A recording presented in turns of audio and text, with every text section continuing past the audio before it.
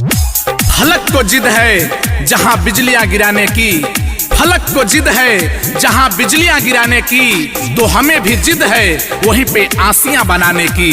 Gram सभा मुझाना से आपका बेटा, आपका भाई, प्रधान पद के प्रत्याशी बेचन यादव आप सभी के सम्मान में, आपके हक में उतरे हैं मैदान में। तो आइए आने वाले चुनाव में आप अपने चहेते अपने भाई बेचन यादव जी को विजयी बनाएं।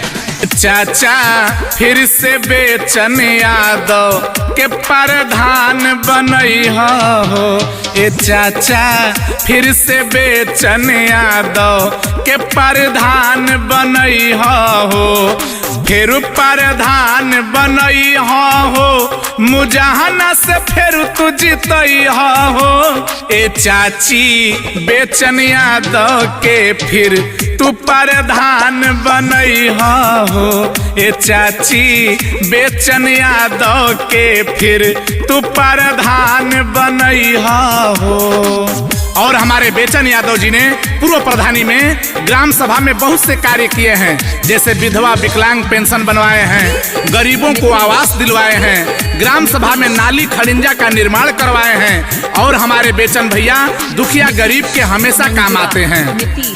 मंगुरा बेचन यादव जिंदाबाद जिंदाबाद जिंदाबाद, बेचन यादव जिंदाबाद जिंदाबाद जिंदाबाद। जीते जई हैं बेचन भैया गौआ के चमकई हैं हो, मुजाहना के चमकई हैं हो। गली गली रोड खड़िंजा फिर से ही बनवई हैं हो, फिर से ही बनवई हैं हो।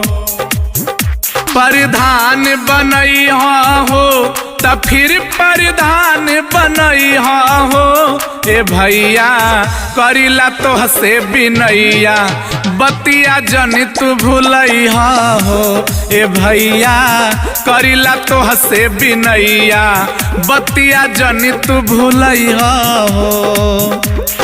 काम किया है काम करेंगे, जन जन का सम्मान करेंगे, झूठे वादे नहीं करेंगे, सबके पूरे अरमान करेंगे। कहिए दिल से बेचन यादव फिर से। आप जनता का साथ रहा बन के प्रधान में आऊंगा, ग्राम सभा का अपने मैं कोना कोना चमकाऊंगा। इहे बानी हो रा भैया इनके जीतई हो, इनके जीतई हो, इनके जीतई हो, बेचन के जीतई हो। बेचन यादव भैया के बा सबका पर धियानवा हो, अरे सबका ऊपर धियानवा हो। लइका बूढ़ जवान सब करी पूरा होई अरमनवा हो, अरे पूरा होई अरमनवा हो। प्रधान बनई हो त फिर प्रधान बनई हो, तब तोहारे सपना भैया सजई है, तो इनकर सपना सजई हो, ए चाचा फिर से बेचन यादव के प्रधान बनई हो।